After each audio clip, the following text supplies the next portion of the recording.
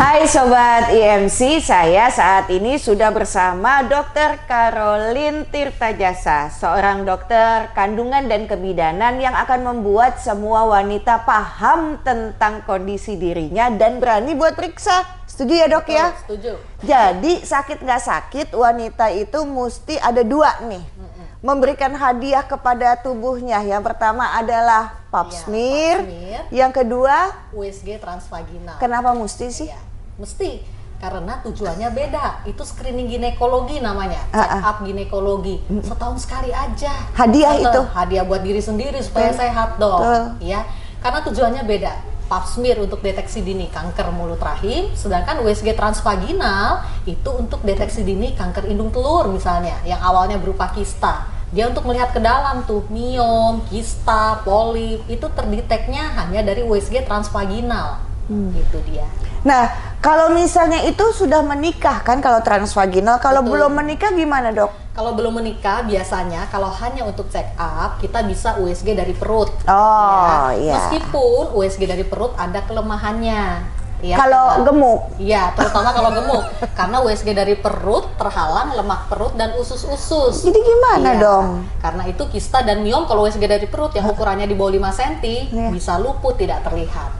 Jadi cara lain kalau misalnya dari USG perut ada yang dicurigai, kita lanjut ke USG transrektal dari lubang dubur. Oh, sakit? Tidak sakit, memang tidak nyaman. Tapi pemeriksaannya tidak lebih dari 5 menit. Oh, cepat. Kita pakai alat yang kecil, steril, dengan jelly juga. Jadi seharusnya tidak menyakiti. Iya, setuju. Nah, jadi dok, ini kalau misalnya saya lagi ketemu sama teman-teman saya perempuan nih ya, dan mudah-mudahan obrolan ini akan menguatkan Anda semua Sobat IMC, khususnya wanita, untuk bisa berani periksa.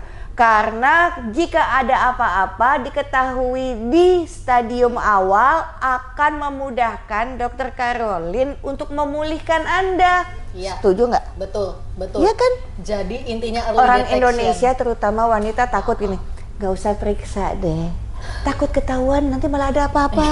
Gitu kan ya? Malah jadi stres. Tuh, iya. Itu stres. Kalau gitu nih waktu yang tepat untuk kasih tahu dok.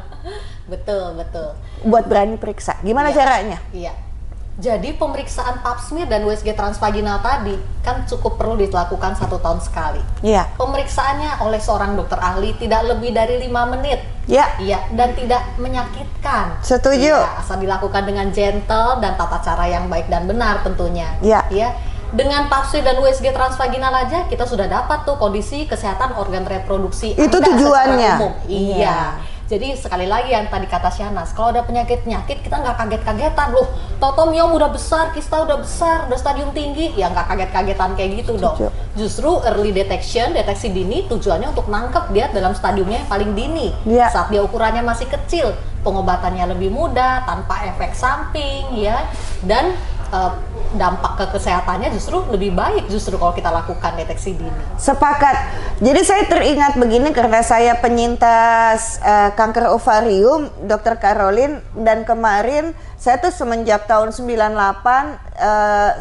semenjak saya menjadi penyintas saya selalu memberikan informasi yang tepat untuk khususnya wanita. Karena kanker ovarium itu tricky banget, pencuri banget. Betul. Kalau serviks kan ketahuan, apalagi kalau sudah menikah, bersenggama, ada darah. Kalau ovarium nggak sakit di awal-awal. Jadi penting sekali nih ya transvaginal ini ya dok ya. Betul. Kanker ovarium itu asal tahu ya, itu disebut silent killer. Iya. Dia tidak ada bergejalanya. Betul. Baru menimbulkan gejala kalau minimal sudah stadium 3 tuh, saat perut udah buncit. Iya. Kalau baru stadium 1 jarang banget ada orang yang bisa dapat stadium 1. Iya. Syahna sangat beruntung. Sangat beruntung dikasih sama Tuhan, tandanya nggak mens. Padahal belum menikah. Iya kan ya. Nah jadi di saat itu tuh, tapi kan tidak semua orang, jadi pasti kenali dulu gejala-gejala karena tubuh setiap manusia itu kan cerdas memberitahu ada yang nggak nyaman ya dok ya. Betul, betul. Kalau si perempuannya aware sebetulnya, minimal punya pengetahuan dong tentang kesehatan reproduksi, nggak buta-buta amat. ya. Walaupun nggak sekolah kedokteran. Iya, betul. Semua perempuan harus pintar urusan yang satu ini. Betul. Ya, karena Anda sendiri nanti yang mengatur untuk kesehatan dirimu sendiri, dong. Iya. Nah, kemudian saya tuh sekarang ketemu sama Dokter Caroline di sebuah rumah sakit IMC yang ada di Pulau Mas. Saya suka banget nih tempat ini nih, Dok.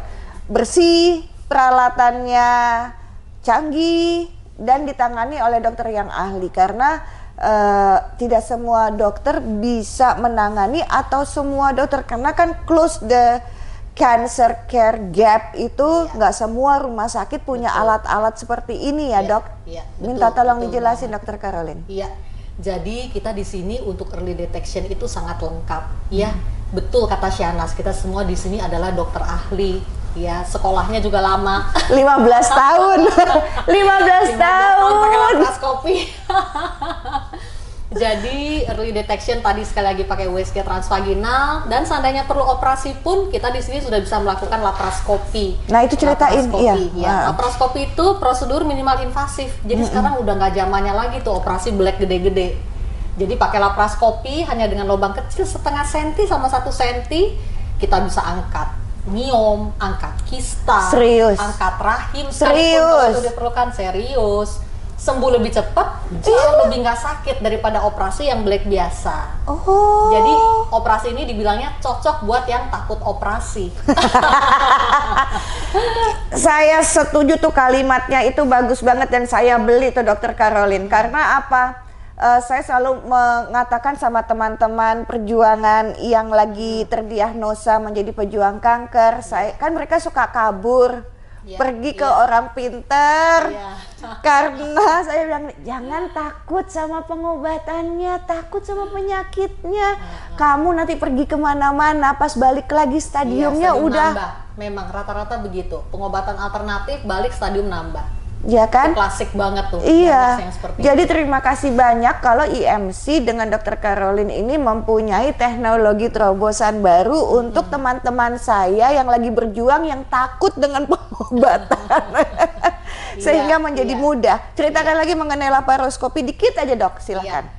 Jadi laparoskopi ini ditujukan sebetulnya untuk benign, untuk tumor-tumor jinak sebetulnya, atau kanker yang masih stadium 1, masih bisa stadium 1 yang awal banget.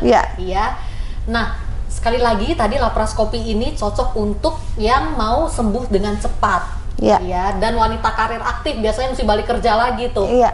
Karena dengan operasi yang lewat lubang yang sangat kecil, dia jauh lebih tidak sakit, sembuh jauh lebih cepat, bisa balik ke aktivitas normal juga dengan cepat, lebih cepat. Betul. Dan di sini fasilitas yang lengkap dengan alat-alat yang lengkap, kita sudah bisa melakukan bahkan laparoskopi angkat rahim, seandainya rahim itu juga perlu diangkat. Jadi bukan cuma sekedar ngangkat miom-miom atau kista-kista saja, tapi angkat rahim pun sudah bisa dilakukan di sini. Terus yang promil gimana? Kalau promil justru program hamil. Betul. Kalau promil kan biasanya pemeriksaan awal kita harus tahu dulu dong, ada nggak tumor kandungan, miom, kista, polip, itu yang paling banyak tuh kita temukan pada pasangan infertilitas atau penyakit yang disebut endometriosis misalnya. Nah, itu sangat baik jika ditata laksana dengan laparoskopi ini. Jadi laparoskopi ini sebetulnya ada prosedur yang recommended buat pasangan infertilitas. Karena bukan cuma sekedar ngangkat miom atau ngangkat kistanya saja, tetapi tujuannya tuh kita memperbaiki organ anatomi normal reproduksi tersebut supaya optimal untuk promil yang akan dijalani setelah laparoskopi. Baik. Karena pengerjaannya kan sangat delicate. Karena itu perlengketan sesudah operasinya hampir tidak ada, dan tanpa nyeri dia bisa segera promil setelah laparoskopi dengan kondisi yang lebih baik organ reproduksinya. Aduh, ini kenapa sih teknologi belum ada saat saya mesti menjalani proses tindakan medis seperti itu, dan itu pelengketan betul sekali. Dan orang kalau misalnya udah operasi selanjutnya dengan adanya pelengketan dari operasi sebelumnya setengah mati itu. Ini udah teknologi berapa tahun? 14 tahun, Dok, betulin kalau saya salah. Iya, saya ke Jerman aja dari tahun 2008 tuh. Berarti kira-kira 14 tahun ya sudah kita lakukan rutin laparoskopi di sini. Baik, di sini adalah maksudnya di IMC Pulau Mas. Pulau Mas. Karena tidak semua rumah sakit dan tidak semua dokter bisa mengerjakan operasi dengan teknik laparoskopi ini. Khusus. Iya. Oke. Jadi rumah sakit mesti lengkap. SDM-nya dokternya juga mesti ahli dan Betul. terlatih untuk melakukan laparoskopi yang advance tentunya. Baik, Ya. luar biasa. Dok, terakhir apa yang mau disampaikan untuk Sobat IMC? Khususnya juga di tahun ini kan kita menutup kesenjangan, karena kesenjangan itu adalah kalau kita memberikan sebuah hak adil untuk semua wanita agar bisa kuat, bisa cerdas, Betul. mereka merdeka dari penyakit kansernya karena bisa diketahui sama Dokter Caroline sejak dini. Silakan dok. Oke, jadi untuk semua perempuan ini sebetulnya misi kita nih untuk membuat semua perempuan tambah pintar. Ya, perempuan harus pintar, sehat dan kuat. Ya, itu penting tuh untuk masa depan perempuan karena mereka adalah pilar bangsa ini. Ya, sekali lagi screening ginekologi harus pap smear dan USG transvaginal setahun sekali. Ya. Kalau perlu pengetahuan, karena mesti pinter nih, organ reproduksi ini banyak mitosnya, ya, karena merupakan isu yang masih tabu di masyarakat. Karena itu cari tahu dong, pengetahuan tuh harus ditambah tentang organ reproduksi, ya. Saya membuat video edukasi di YouTube channel saya dan di Instagram saya, itu bisa dicek, ya, akun-akunnya nanti bisa dilihat, ya. Silakan dikepoin ibaratnya ya.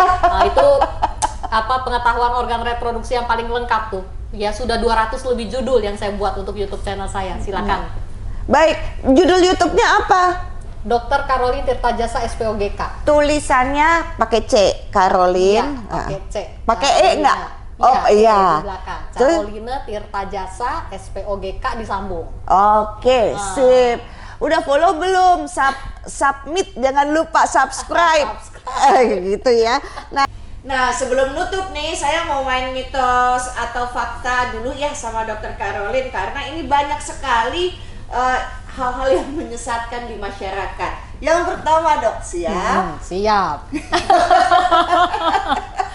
Namanya main kan? Oke. Tapi serius nih kita. Jawabannya serius dan benar ya. Bukan bercanda, bukan. Makan nanas jadi keputihan. Mitos. Yang betul apa? Kalau keputihan? Jadi makan nanas nggak ada hubungannya sama keputihan. Iya, kalau mau tahu lebih banyak tentang keputihan, ada tuh topiknya tersendiri khusus di YouTube channel saya. Judulnya keputihan. Ya, jadi keputihan itu bisa alami karena pengaruh hormonal saja. Biasanya, iya, moments itu termasuk pengaruh hormonal, hormon badan secara alami kan siklik tuh tiap bulan. Biasanya ciri-cirinya bening, tidak gatal dan tidak berbau. Nah, kalau keputihan yang patologis yang mesti datang ke dokter buat cek, itu kalau dia gatal atau bau atau jumlahnya banyak atau warnanya nggak bening lagi. Kuning? Iya, bisa kuning, bisa hijau, bahkan bisa putih kayak putih kepala susu. Nah, itu patologis. Itu datang dong ke dokter kandungan dicek supaya bisa dicuci vaginanya dan diobati. Iya, keputihan jangan dianggap remeh ya. Betul, betul. Ya, karena dia bisa bikin sumbatan pada saluran telur, ujung-ujungnya susah hamil nanti. Gitu. Nah, kalau begitu dok, yang kedua pertanyaannya karena ngomongin susah hamil, kalau udah datang ke dokter Caroline kemudian dibilang oh tidak ada apa-apa, semuanya aman, maka seorang perempuan hanya cukup menunggu sampai hadiah kehamilan itu datang tanpa melakukan apa-apa. Mitos atau fakta? Itu mitos. Mitos Iya, lagi? bukan ke saya tapi ke dokter SPOG. Biasanya kalau udah datang ke konsultan fertility, pemeriksaan dasar fertilitasnya udah dikerjakan tuh. Pemeriksaan dasar fertility itu HSG, sperma dan hormon. 3 ini mesti ada. Baru masuk program hamil. Sekali lagi, kalau untuk kehamilan multifaktor, ya selalu usaha terbaik dan doa terbaik. Nah, kombinasi ini nggak bisa doa doang terus nunggu gitu, nggak bisa. Kita sendiri sebagai manusia harus usaha terbaik dong. Ikut program hamil dengan dokter ahli tentunya supaya lebih terarah. Betul. Gitu. Baiklah, kalau misalnya masih ngomong soal kehamilan, yang ketiga pertanyaannya adalah sperma kental itu yang terbaik. Nah, mitos juga. Ya, jadi sperma itu nggak dilihat dia kental apa encer, nggak ada urusannya. Yang penting adalah saat pemeriksaan sperma analisa di laboratorium, hasilnya bagus, tulisannya normozoospermi, bukan oligo, bukan asteno, bukan terato. Nah, sperma bagus itu normozoo, kelihatan tuh, dilihat jumlahnya berapa, pergerakan sperma bagaimana, morfologi atau bentuk spermanya kelihatan. Ada nggak kelainan di kepala sperma, leher sperma, atau ekor spermanya? Sampai segitunya? Nah, sampai segitunya. Namanya sperma analisa pemeriksaannya. Itu dikerjakan di laboratorium khusus dan dibaca oleh dokter ahli tentunya. Ya. Nah itu jadi nggak tergantung sperma encer atau sperma kental. Yang penting analisa spermanya bagaimana. Itu yang menentukan dia bisa menghamili atau tidak. Tapi nggak banyak laki-laki yang mau sukacita datang ke dokter buat diperiksa urusan begitu. Karena akan terganggu egonya dong. Iya, betul. Itu pentingnya diajak minimal ke dokter sama istri nih, supaya dimotivasi dong sama dokternya. Kita berdua ya, si istri dan dokternya yang memotivasi suami. Kalau dia mengerti, ya dia seharusnya mau. Karena urusan hamil nggak istri aja atau suami aja, dua-duanya. Mana bisa istri doang hamil? Nggak bisa ditelan langsung dihamil. Bisa ya dok. Minum pil besok hamil, ya nggak bisa. Dok, ini kan ngomongin yang menikah. Sekarang sobat IMC ada juga yang masih nona. Iya. Kalau belum menikah, apa iya tidak akan kena miom? Mitos atau fakta? Mitos, ya. Jadi para nona pun bisa terkena tumor kandungan. Tumor kandungan itu kalau saya ngomong tumor kandungan itu mulai dari polip, yang paling simple, miom, kista. Tiga-tiganya bisa kena pada seorang nona. Aku juga waktu itu belum menikah, kena kanker ovarium. Iya, karena itu sebetulnya semua perempuan, mulai dari dia dapat mens pertama, sampai nenek-nenek, itu bisa kena miom, kista, dan polip tadi. Ya, tidak peduli usianya berapa. Ya, jadi ya itu check up ginekologi itu pentingnya di situ sebetulnya. Iya, sip. Jadi penting sekali untuk mengetahui kesehatan reproduksi kita, datang ke ahlinya untuk mengetahui apa yang terjadi di tubuh seorang wanita. Pun ini penting banget untuk Anda, karena saya suka dengar nih wanita-wanita yang sudah masuk ke masa menopause, dia bilang begini, ini saya mens lagi banyak-banyaknya karena emang udah mau masuk menopause, lagi ngabis-ngabisin. Kayak cuci gudang ya. Mitos fakta? Itu mitos banget tuh. Banyak yang salah. Ya, banyak tuh pasien pramenopause, perempuan-perempuan pramenopause itu menganggap, oh iya tadi kayak cuci gudang, mau ngabisin nih bentar lagi mau menopause. Mas banjir diantepin, dipikirnya normal. Harus hati-hati kalau seperti itu. Iya, karena logikanya mestinya bertambah sedikit dong. Pramenopause menjelang menopause hormon makin sedikit. Jadi normalnya ya pramenopause itu mens harus tambah lama tambah sedikit. Itu yang normalnya. Jadi kalau Anda pramenopause mensnya malah makin banyak, datang ke dokter kandungan, cek. Jangan-jangan ada polip, miom atau kista tadi. Atau adenomiosis itu juga sering tuh, pakai rasa nyeri kalau adeno. Baik. Nah, jadi kalau misalnya dia sudah masuk ke menopause, apakah menjadi bebas dari kanker ginekologi? Tidak, itu mitos ya. Semakin kita menopause, sel-sel kita tambah tua kan, justru risk of cancer, resiko kena kanker ginekologi semakin tinggi. Ya, jadi kalau Anda memasuki usia menopause, di dalam sini masih ada miom, ada kista yang masih ada di dalam, Anda harus sering-sering check up tuh, dilihat-lihat dong. Kalau normalnya kan harusnya makin lama makin kecil, makin hilang ya. Tapi kalau masih ada dalam perut, lebih sering check up. Kalau dia perubahan sel, karena kanker kan nggak ada gejalanya. Setuju. Iya, karena itu harus lebih aware di saat periode menopause. Apalagi kalau sampai keluar darah lagi di saat menopause. Itu harus lebih cepat lagi mesti datang tuh. Baik. Iya. Aduh, dokter Caroline pinter banget sih. Ya iya dong, sekolahnya lama gitu ya. Kalau nggak pinter, terima kasih. Si anak juga pintar. Saya senang perempuan pintar. Ya, sekali lagi misi kita berdua ya, semua perempuan harus tambah pintar. Harus, dan mereka mesti dihargai tubuhnya. Iya, dan betul. Bersama pasangannya mesti bekerja sama dengan baik. Oh iya, ketika harus. wanita merasa tidak nyaman dengan tubuhnya, ketika emang ada penyakit yang memang mesti dijalani sebagai takdirnya. Setuju ya, betul, betul, setuju banget. Ya. Satu yang paling penting, karena ini teman-teman pada nitip semua nih sobat IMC kepada saya. Bagaimana hubungan seks yang sehat untuk pasien wanita ya? Dia mesti mengalami menjadi pejuang atau penyintas kanker. Silakan. Oke. Jadi pada pasien-pasien kanker yang sudah dioperasi, ya kadang-kadang kita mengangkat indung telur juga ya saat operasi kanker ginekologi, ya sudah tidak ada hormonnya lagi memang. Memang seks itu sesuatu yang harus dikomunikasikan dengan pasangan, ya. Jadi pihak suami dan pihak istri harus berkomunikasi tuh. Ya, istri maunya apa, suami maunya apa, harus ketemu titik temunya di mana. Saya maunya begini, ya kira-kira bisa nggak diakomodasi. Suami juga maunya begini. Jadi kalau titik temunya sudah tercapai, harusnya bisa tercapai tuh seks yang nyaman. Ya kalau perlu pakai lubrikan, why not? Ya nggak apa-apa, it's okay. Ngomongnya waktu beli gimana? Saya mau beli lubrikan malu. Ngomong kayak jelly aja udah, pakai jelly untuk hubungan tuh jelly kosong yang tidak ada isi hormonnya sama sekali, hanya untuk pelicin saja. Oh, iya.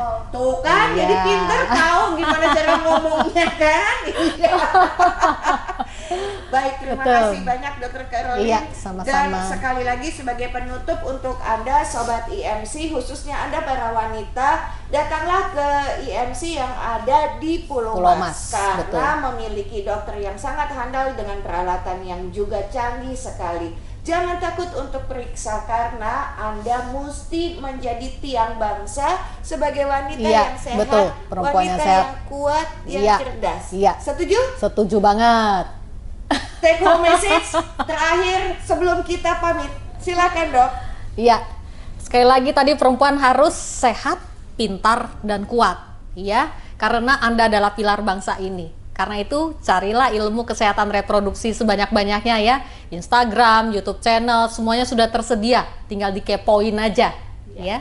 Oke. Baik, sampai jumpa lagi dan ditunggu di IMC ketemu sama Dokter Caroline seperti yang saya lakukan hari ini. Iya.